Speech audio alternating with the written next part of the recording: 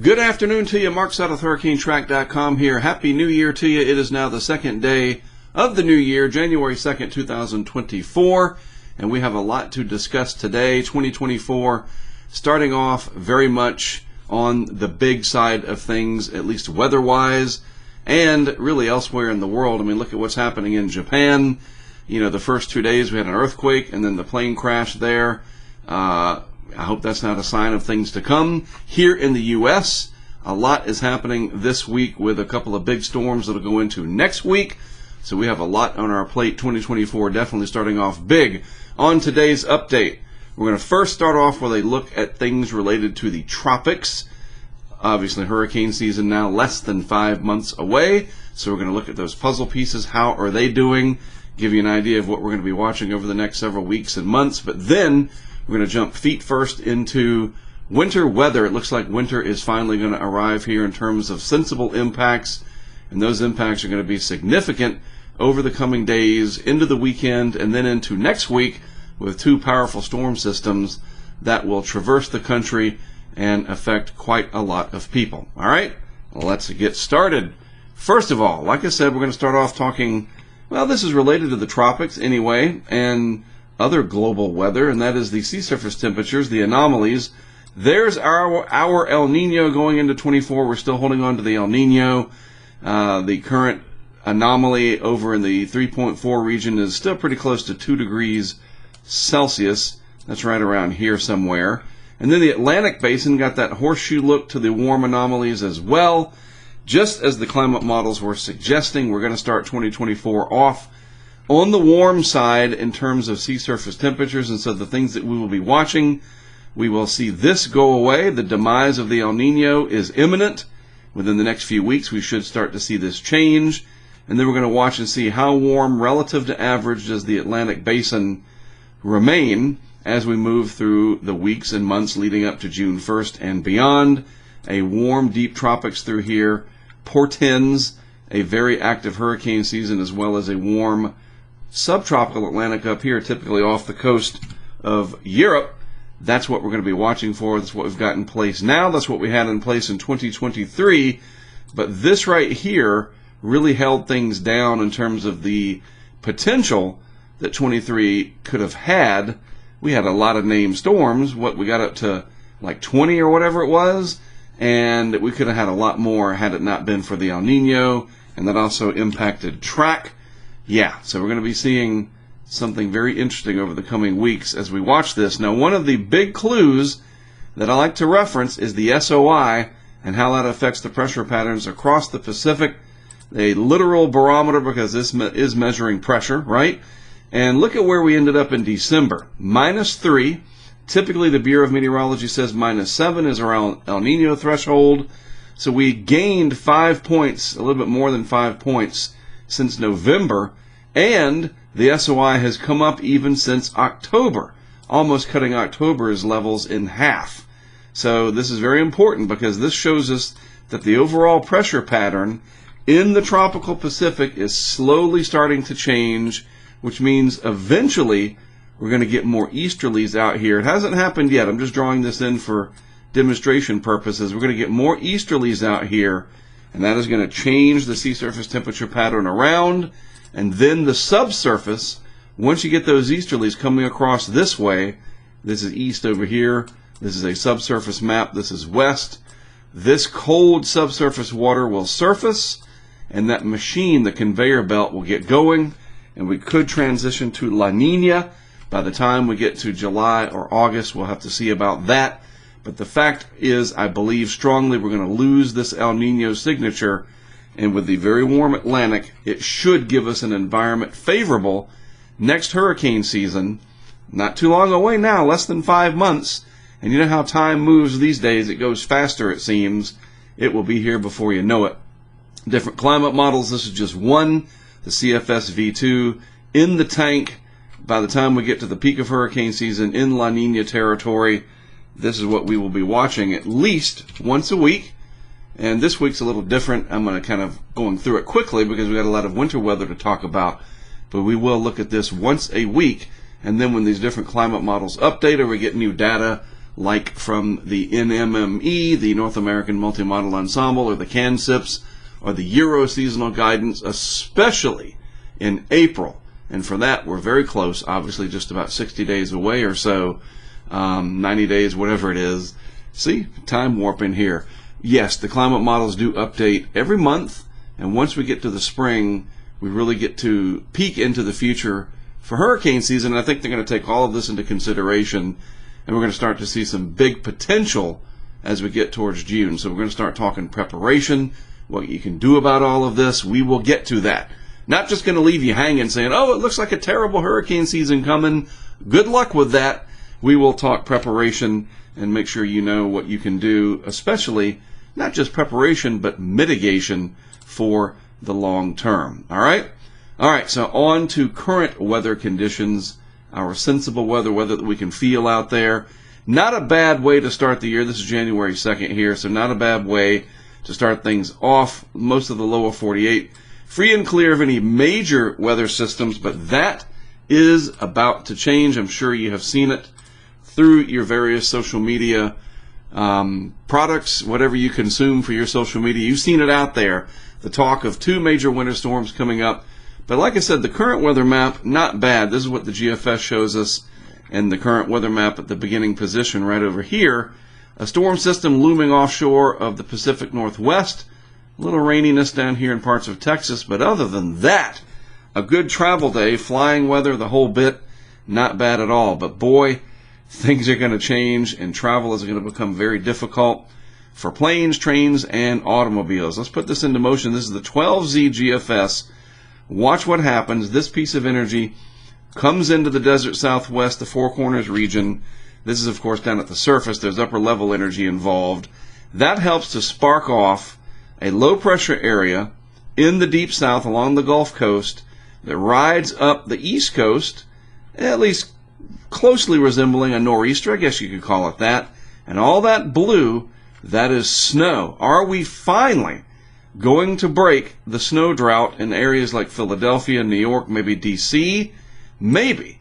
This is going to be tough because that rain-snow line, and here's the big deal, the big issue with it, that's going to be very tricky this time around, and there's one key ingredient to this. There's a lot of winter experts out there. I know a fair amount of how to winter forecast and what to look for, and I can tell you the one big thing that we are lacking is already in place or antecedent cold air that is nice and deep throughout the column. We have cold air that's going to be there. You can see this big old high coming in, this 1029 millibar high. That is some cold air for sure. And remember, cold air is dense, and it kind of spills across the landscape like molasses on a table, something very thick like that. Cold air is very dense, so it does that. It's just not there yet because we've had such a warm December, because we've had such zonal flow, the lower 48 being flooded with modified Pacific air for the most part. So no deep, very deep Arctic intrusions in the last few weeks means that the cold air is going to be scant, right? There's a good word for you. And what does that mean? That means 2 things. One, the rain-snow line is going to be critical this time around. It's not going to be offshore because we don't have deep Arctic air in place. So somebody's going to get left out. You're going to have 33 degrees and rain, or 34 or whatever. And then somebody's going to get snow. Obviously, that's what the blues show. And the different gradients of blue, the darker blues, are your higher snowfall rates. But the big key here, we don't have very cold, dry air in place. So this is going to be a wet, heavy snow. Very good for making snowballs, those nice, wet, slushy snowballs. But the ratios are going to be different. And so we might see some big snow output maps. I don't know. That's going to be hard to interpret because this is not dry air. You need the drier, colder air to get that fluffier snow if you're looking for big snow amounts. But you know what? 4 inches of snow when you've had no snow to speak of in almost 10 years. Not that bad. 2 years. I mean, New York City coming up on 600, more than 670, maybe 680 days plus of no appreciable snowfall at Central Park. This could change that. But it is going to be a wet snow. And the storm finally pulls away, maybe eastern New England, getting in on the action there. I don't know about the Cape, probably still sticking out into the Atlantic where it's pretty warm relative to the air mass, maybe at the tail end. But look, this is still almost 5+ days out. And as everybody says, models will change. Of course they will. The weather changes every second. So we do have this big impact storm coming. It's going to come through the weekend. So all of this right here spells travel issues. That's the first impact. Lots of travel issues from driving. Yes, rail. I was just being funny there with the planes, trains, and automobiles. But everything will be impacted. Atlanta, that's a hub. Charlotte, yikes. All the way up to D.C., Richmond, Philly, Newark, New York, LaGuardia, JFK, you name it, Boston eventually. So expect a huge nightmare coming up over the weekend and into maybe early next week because of the ripple effect that this will cause. Then, as this storm exits, another one starts to dive in. There's the energy for it right there. Again, coming across the Rockies, Four Corners region after coming through the West Coast. Let's back this up a little bit. Dives in from the Pacific Northwest. This next system comes out into the plains.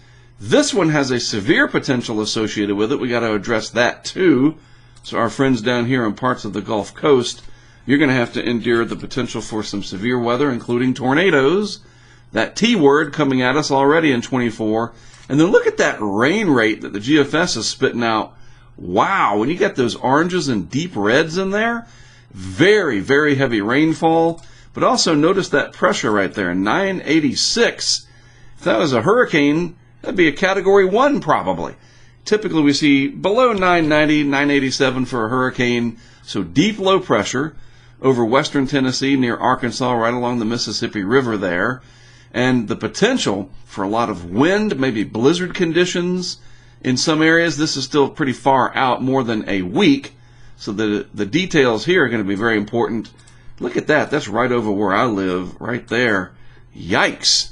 I mean, talk about a big impact storm. This is more than a week out, so we don't really need to worry about beyond that time frame. But over the next week, 2 big impact, high impact, you name it, plowable snow, as they say. Travel conditions are going to be horrible. Wow. And then we got more waiting in the wings beyond that. So absolutely a flip from what we saw in December with generally modest storms, nothing really major, to, well, here we go. The floodgates starting to open with deep Arctic air starting to come in. But you got the warm side of things, which means we could have some severe weather. Again, we'll talk about that as I progress.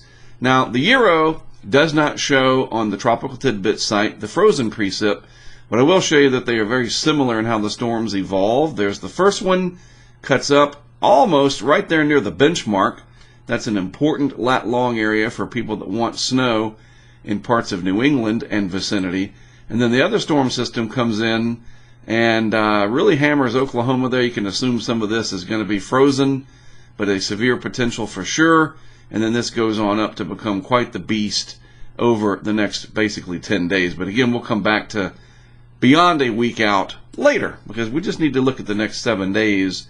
And even that can be a little bit hard to interpret because, hey, it's 7 days. And even in 2 days, the models can have a lot of change. Now, on social media, on Twitter, and remember my policy, to me, it's always Twitter. It always will be. So that's why I call it that, in case you're like, why doesn't he call it the other thing, the letter? Anyway, different people on Twitter that I find to be reliable, may or may not be degreed meteorologists, doesn't matter as long as they're putting useful, actionable, non-like red alarm things, whatever, where there's context. We need context. You don't need a bunch of noise. Context. What's happening? How's it going to affect me? What can I do about it? Those are the 3 things. And hopefully some science in there that we can also talk about. So, as I scroll through my Twitter timeline, especially the For You, that's one pretty nice part about Twitter that I have liked since the takeover, is it has become more useful to me, the For You part. And so I find different people. This is one person who is very into the weather. They follow me, say thank you very much, and they're obviously up in the area where this could affect. And they post, I don't know who it is personally, but they post good information. So here's the GFS graphics that they're posting. I think probably these graphics are from Weather Bell. So the confidence is increasing for the winter storm this weekend. And again, and this is what I was talking about, the snow map that I'm going to show you assumes 10-to-1 ratios with a track that's close to southern New England, and that would be a wetter snow and lower ratios. Remember, I talked about that because of the way the air mass is. It's not dry and super cold, so the snow is not going to be super fluffy. But this gives you an idea. There's the low pressure itself, just south of the eastern part of Long Island, not far from Montauk. And then your snow right up into here. So yes, southern New England there could get quite a bit of snow. But when is this? This is really important. 5 days away. All the people up here, and even New York City would get in on the action. This is an eternity. Okay, this is like 90 seconds left, or even 40 seconds left in a tight college basketball game, and an NBA game, and the opposing team or whatever is only down 1 or 2, and the other team's got the ball. That is an eternity. 5 days is a long time. Not to say that this is going to come in like that, or that it cuts way inland. I mean, I guess it's possible, but there's going to be tweaks to the forecast, and that rain-snow line, which is right there, at least in model land, that's a real big deal, because if it comes up here, New York stays in the snow drought. Probably Philly as well. So that's why following this stuff, helpful now, but not a forecast, even a day out. You just never know, especially with the lack of deep Arctic air. So the snow totals you're seeing, this is assuming, and this is very important, I'm glad this person pointed it out in their tweet, this is assuming 10-to-1 snow ratios. In other words, you have 1 inch of rain, and you would have the 10-to-1 ratio. This is assuming 1 inch of quantitative precipitation, right? A drier air mass would give you higher, right? If it was a really cold, dry air mass, you might have 15-to-1, 20-to-1, where you just get these crazy 30, 40 inches of snow like a lake effect event could do. But this air mass is cold but shallow, not a deep cold layer. So I bet these ratios are going to be lower. I can't predict what they'll be, but don't look at this and go, hey, just outside of Boston, 16.2 inches. The bottom line, it looks like there's snow coming, but we don't know how much yet. So there you go. Probably plowable, but we'll see even about that. Continuing on, a great run here from Alan. Who is Alan? Obviously up there in the New York area. And Mississippi State. Yeah, all right. Excuse me, we love our Mississippi State grads. A lot of people in broadcast meteorology are Mississippi State grads, in case you didn't know that. A vast majority. My good friend Greg Nordstrom taught most of them. Trivia for another day. This is very interesting, though. The last few runs of the GFS, and this is so cool. Why I like to follow these people, or if I'm not following them, at least they show up and I cite them here. Look at the trend in the GFS. It was looking like Mid-Atlantic, Virginia, the Chesapeake area. Now, the biggest snows look to be parts of eastern Pennsylvania, eastern New York, the Hudson Valley, and parts of southern New England. So we shall see, because again, it's 5 days out. Things can change, and they will. It's the weather. Finally, as I said, the Euro here on this one, I know there's pivotal weather, but I like it when everything kind of looks the same, and I'm just so used to tropical tidbits. But anyway, this is the graphic here from the Weather Bell site from the Euro, and the theme is basically the same. It's good to see consistency, and it's pretty darn close to the benchmark there, that 40 north, which is right here, pretty close, and 70 west, which is right there. And it's just one frame, so it's darn close to the benchmark that does give New England their snow, and it looks like it's going to do so. But the caveat, 5 days, that's a long way away. You know it from hurricanes, man, 5 days out. Oh yeah, I mean, a lot can change. Now, the QPF here, the quantitative precipitation forecast, how much moisture is in the air, that kind of thing, lower on the Euro.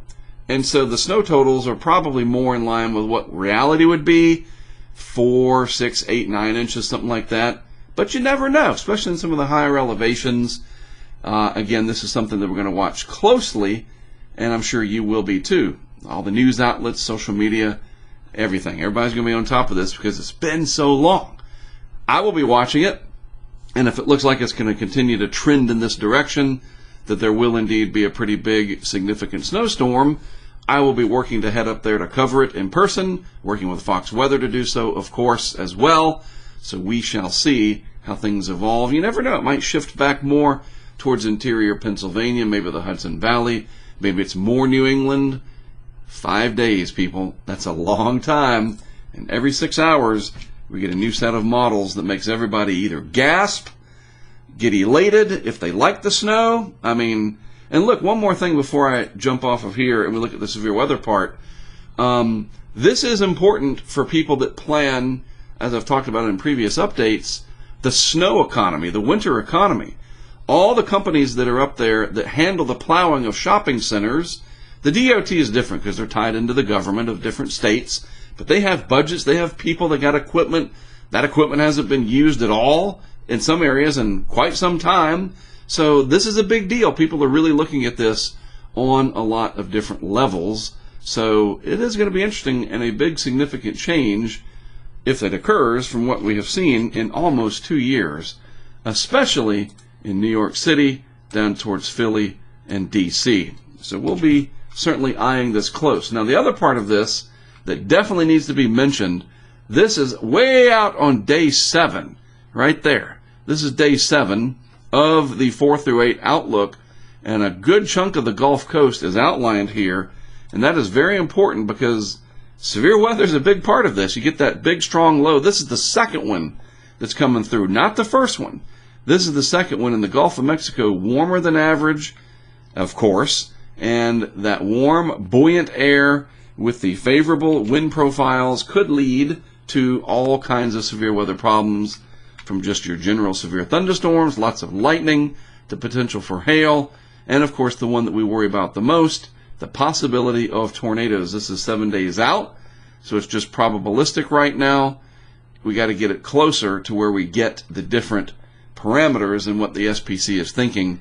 But I need you folks down anywhere from parts of the Florida Panhandle all the way over to Texas.